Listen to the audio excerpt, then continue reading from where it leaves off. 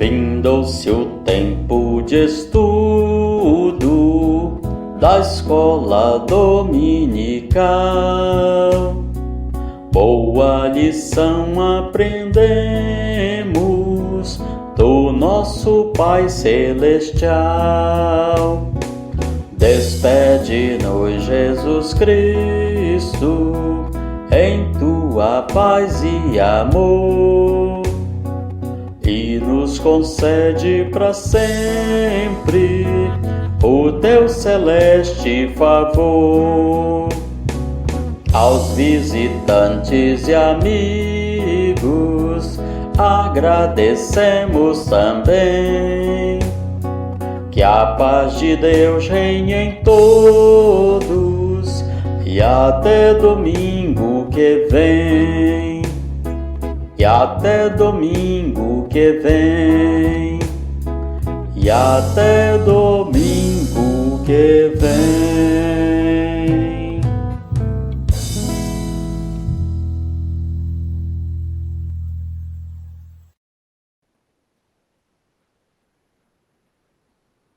Graça e paz a todos os nossos queridos que nos acompanham aqui no canal Palavra Viva e Fiel. Vamos agora para o estudo da primeira lição deste último trimestre do ano de 2021, quarto trimestre deste ano abençoado, um ano com certeza de muitas realizações para todos nós e de muita aprendizagem na nossa escola bíblica dominical. E o nosso assunto do trimestre é sobre o Evangelho de Mateus, onde Jesus é apresentado como Messias e Rei. O comentário desta lição está a cargo do Dr. Itamar Lemos, que é pastor auxiliar na Assembleia de Deus em Belém do Pará. Também ele é doutor em Direito pela Universidade de Coimbra, em Portugal, e desembargador do Tribunal Regional do Trabalho na 8ª Região. A nossa primeira lição tem como assunto Mateus, capítulos 1 e 2, a genealogia e o nascimento de Jesus. O nosso texto áureo está em Mateus, capítulo 1, versículo 21. Ela dará à luz um filho e lhe porás o nome de Jesus, porque ele salvará o seu povo dos pecados deles. A leitura bíblica para nosso estudo está no Evangelho de Mateus, capítulo 1, versículo 18, capítulo 2, versículo 23. A verdade prática nos fala que aqueles que buscam Jesus sempre vão encontrá-lo, e ao encontrá-lo, o melhor que podem fazer é adorá-lo. Começamos aqui falando sobre o significado da palavra evangelho. Significa no grego boa nova, boa notícia. Uma notícia maravilhosa.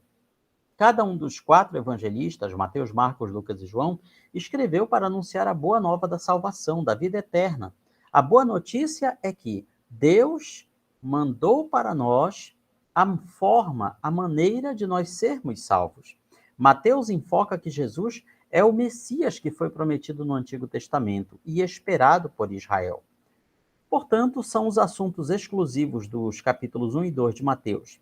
O anúncio do nascimento de Jesus, só encontramos em Mateus, a figura dos magos e o relato da fuga para o Egito, da matança das crianças em Belém e o retorno deles para Nazaré.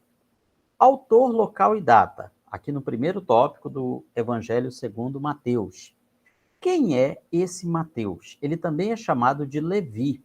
É o autor do primeiro evangelho, embora o texto não mencione expressamente seu nome com autor. Aliás, todos os 4 evangelhos, eles não mencionam diretamente os seus autores. Como sabemos a sua autoria? Da tradição que a igreja primitiva trouxe para nós. Desde o princípio, esses 4 evangelhos foram unânimes pela comunidade cristã, pela igreja primitiva. Supõe-se que tenha sido escrito por volta do ano 70. Por isso, ele nada menciona sobre a queda de Jerusalém que aconteceu uma década depois, no ano 70. Para a maioria dos estudiosos, ele foi escrito na cidade de Antioquia da Síria. Mateus era provavelmente o mais culto, o mais letrado dos apóstolos, já que ele pertencia à categoria dos publicanos. Eram cobradores de impostos, eram fiscais do governo da época. Eles trabalhavam para os romanos e se expressavam em grego, que era a língua comum, a língua universal daquela época. Mateus e sua relação com os demais evangelhos, os chamados evangelhos sinóticos. São aqueles evangelhos que trazem um mesmo ponto de vista. Mateus, portanto, está ligado aos evangelhos de Marcos e de Lucas. Eles apresentam Jesus visto de um mesmo ponto, de um mesmo foco. Já o Evangelho de João aparece Jesus de uma outra forma, de uma forma diferente dos três outros. Mateus é mostrado, reconhecido, como o Evangelho do Messias e Rei. Ele é dirigido aos judeus, com o propósito de que os judeus compreendam que Jesus é o Messias, o descendente de Davi, prometido por Deus e esperado por Israel. Já Marcos é conhecido como o Evangelho do Servo. É dirigido aos romanos, com o propósito de que eles compreendam que Jesus, o Deus que se fez homem, veio para se sacrificar, para salvar a humanidade. Lucas é conhecido como o Evangelho do Filho do Homem. Foi escrito para os gregos, para os gentios, e apresenta Jesus como o homem perfeito, o Filho do Homem enviado por Deus para salvar toda a humanidade. João, conhecido como o Evangelho do Filho de Deus, acentua Cristo como o divino, como o Filho de Deus, como Deus em forma humana, existente desde o princípio, e destaca também a vinda do Espírito Santo. Vejamos algumas características de Mateus.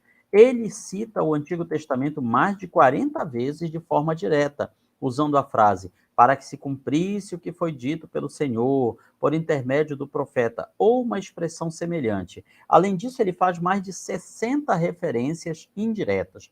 Por que Mateus faz tantas referências ao Antigo Testamento?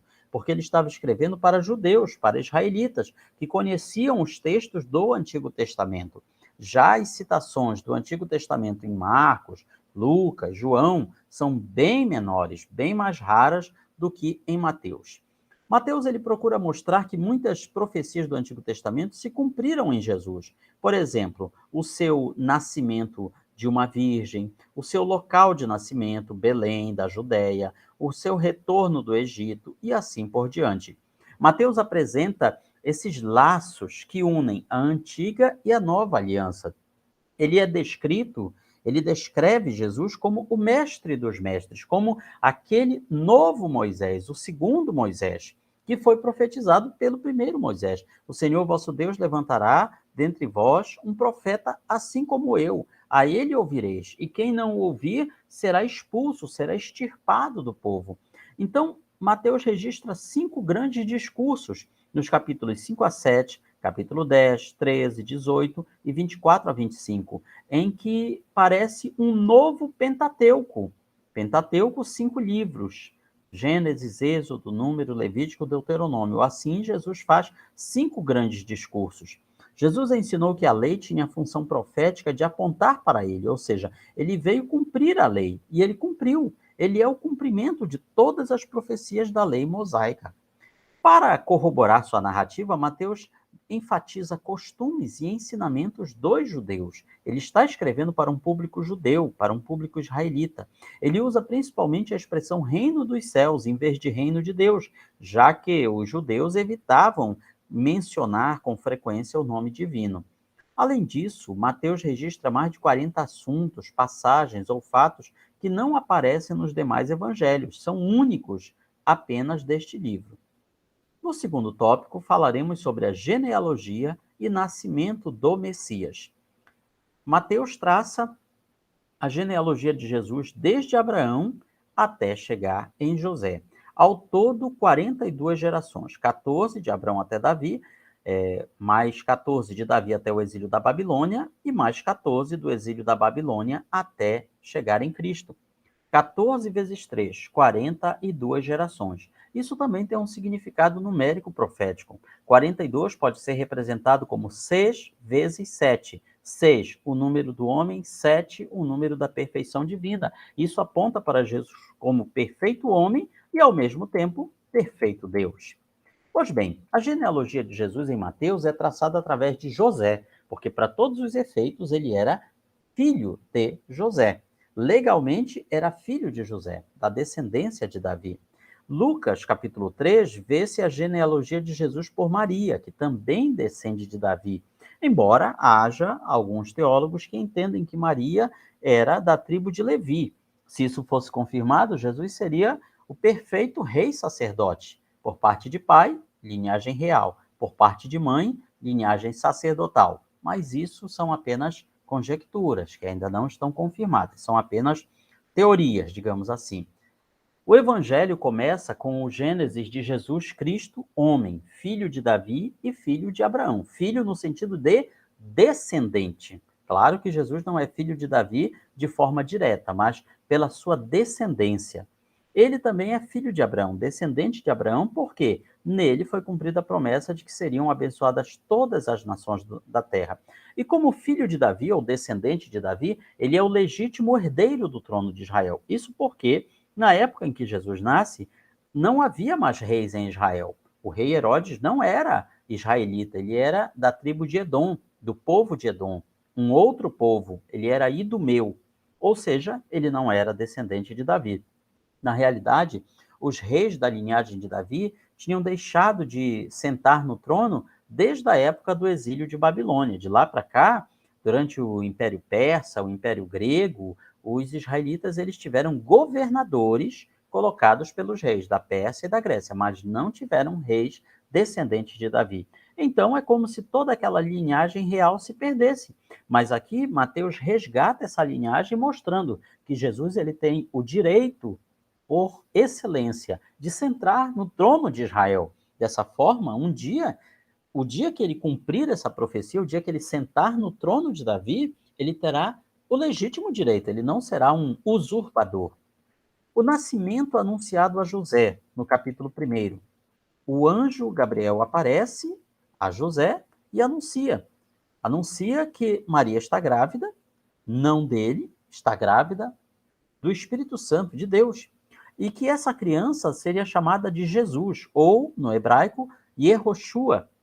Também existe a grafia Yeshua, é uma outra grafia desse nome. Quer dizer a mesma coisa. O Senhor é a salvação, Jeová é a salvação, Yahvé ou Javé salva. Por que esse nome?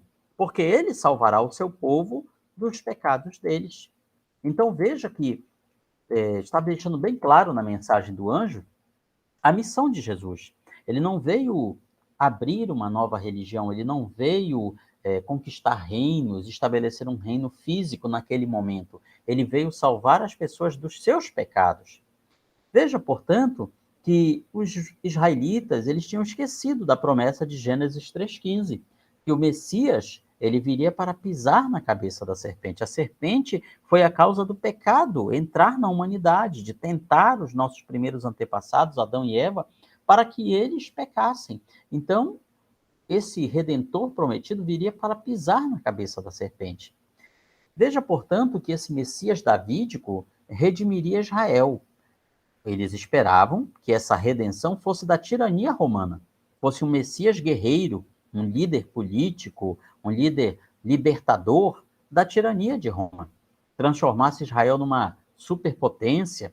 A salvação era uma expressão usada por quem esperava a libertação do perigo físico, da doença, da morte, mas não do pecado. Para Deus, no entanto, o pecado era o grande mal, o grande problema a ser vencido. Todos os outros problemas do mundo eles se originam no pecado da humanidade. E a história das civilizações está aí para provar isso. Grandes impérios que tinham tudo para dar certo acabaram caindo ao chão por causa dos pecados das pessoas, por causa justamente da sua ganância, da sua ambição, em suma, do seu pecado. Outro elemento que é mencionado apenas em Mateus, os magos do Oriente, que alguns chamam de reis magos, mas a Bíblia não diz que eles eram reis, e também não diz que eles eram 3. O certo é que esses homens sábios vieram do Oriente seguindo uma estrela. Que estrela era essa? A estrela que apontava justamente para o povo israelita? Não, que apontava para um novo rei, o rei dos judeus. Portanto, esses homens chegam ali em Jerusalém trazendo notícias perturbadoras, porque ninguém esperava um novo rei, ninguém esperava um novo salvador. Eles estavam como que acostumados com aquela situação. Dessa forma, nós observamos que foi uma grande surpresa para todos eles do que estava acontecendo. E esses magos chegam ali dizendo que eles vão adorar o novo rei que é nascido. Só que ninguém sabia desse novo rei. Herodes, então, pergunta onde nasce esse rei. E eles consultam lá no livro de Miqueias, onde menciona claramente que o Messias iria nascer em Belém, que esse novo rei nasceria em Belém. Os religiosos não tiveram interesse de ir procurar e encontrar o Messias tão esperado, o que é bem interessante. Mas aqueles homens forasteiros, os magos, que não conheciam a Torá, porque se conhecessem, eles iriam diretamente para Belém. Eles vieram então procurar o Messias, Machia em hebraico, Christos em grego, o que quer dizer o ungido, o escolhido. Então fica a pergunta: qual é a nossa indiferença diante de Jesus? Contrariedade, indiferença ou adoração? Nós vemos ali naquela situação todas essas três posturas. O terceiro tópico nos fala da fuga e retorno do Egito. Jesus e José do Egito. Então aqui nós temos uma singularidade, uma grande semelhança entre ambos. Nós vemos aqui este relato de que o anjo do Senhor aparece a José em sonho e avisa para que eles fujam para o Egito.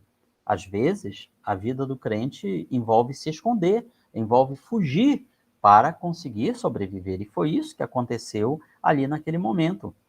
O anjo avisa a José que Herodes iria procurar o menino para matá-lo. Também é outro ponto que é só relatado no Evangelho de Mateus. Com isso, Mateus faz a ligação entre Jesus e José do Egito, filho de Jacó, a quem também Deus falou através de sonhos e foi o responsável pela preservação da vida do povo israelita no Egito durante os 7 anos de fome. A família de Israel, Jacó, teve que fugir para o Egito e a família do Messias também teve. Veja, portanto, que dessa maneira Mateus coloca Jesus no mesmo nível de José do Egito e mostra a ligação entre ambos esses personagens, embora não mencione diretamente José do Egito. Também é outro ponto importante aqui dentro do nosso comentário, dentro dessa fuga e retorno do Egito, a questão da similaridade entre Jesus e Moisés. Por que isso? Porque Moisés também tem essa ligação com o Egito.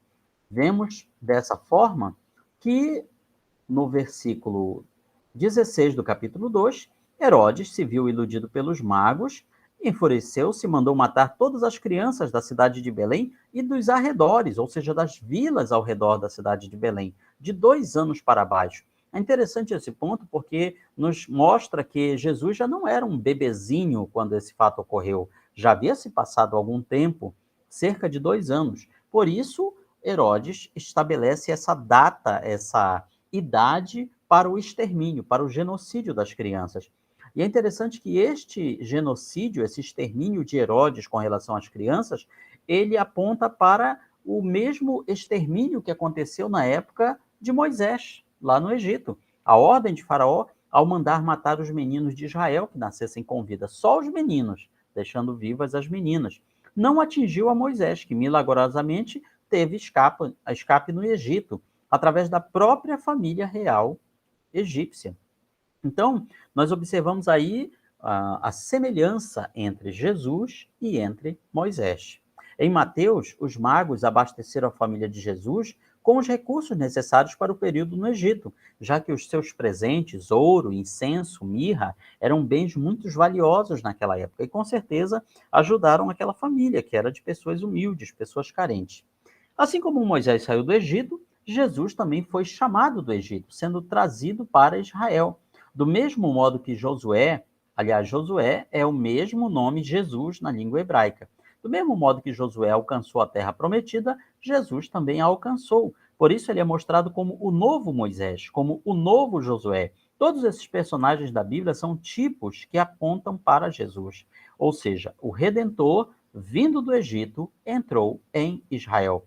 Mas aquilo que Moisés não realizou, entrar na terra prometida, e Josué também não, pois ele deixou as tribos ainda desorganizadas e parte da terra ocupada pelos inimigos, Jesus vai completar a tarefa, quando na sua segunda vinda, ao estabelecer o seu reino milenial, ele completará todas estas coisas. E finalmente, aqui no terceiro item, a mudança para Nazaré.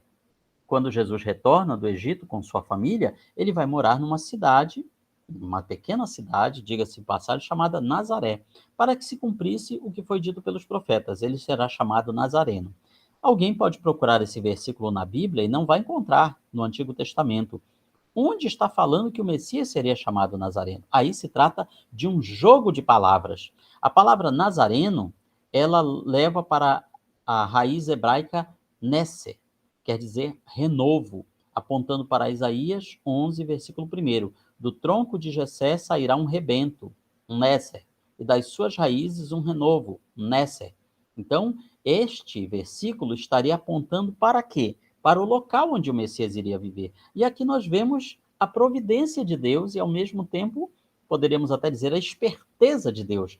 Ou seja, a Bíblia antiga, a Bíblia do Antigo Testamento, ela mostrava onde o Messias iria nascer, mas não mostrava onde ele iria crescer, onde ele ia viver. E como ele precisava crescer anônimo, escondido da fúria de Herodes e qualquer um dos seus descendentes, ele precisava de um lugar oculto. A cidade de Nazaré era um lugar perfeito, era uma pequena cidade com poucos habitantes, não era uma importante rota comercial, não era uma cidade exportadora de grandes produtos da época, que de alguma maneira ficasse debaixo da lupa dos herodianos. Ou seja, o menino Jesus estava ali tranquilo para, durante 3 décadas, viver naquela cidade. E tudo isso estava escondido nesse versículo aqui. Ninguém fez essa ligação na época, ou seja, somente depois é que se percebeu. Um dos títulos mais utilizados nos dias de hoje, preferido pelos cristãos, para se referir a Jesus, é Jesus de Nazaré, ou Nazareno, que quer dizer justamente isso. A palavra Nazareno quer dizer renovo, rebento, ou seja, aquela planta que nasce do tronco cortado. Quem já não viu uma árvore cortada, mas com as suas raízes ainda no chão, e que começam a nascer aqueles pequenos brotos, aqueles rebentos, renovos? É dessa maneira que Jesus é mostrado. Isso também influencia na nossa vida. Quantas vezes na nossa vida parece que está tudo cortado, está tudo acabado, mas dessas raízes na terra, Deus é capaz de fazer renascer a fé e a esperança. A aplicação pessoal nos fala que Jesus é o Messias que foi prometido. Sua genealogia e detalhes de seu nascimento confirmam como o Messias esperado. Ele está com aqueles que o adoram e veio para perdoar nossos pecados e abençoar toda a humanidade. Portanto, essa é uma breve introdução para tudo que iremos estudar durante esse trimestre no Evangelho de Mateus.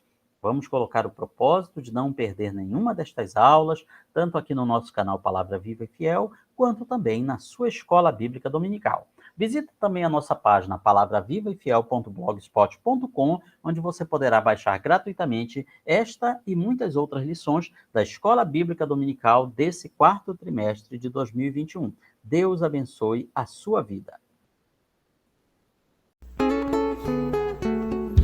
Esta é a nossa escola, escola dominical. Esta é a nossa escola, uma escola sem igual.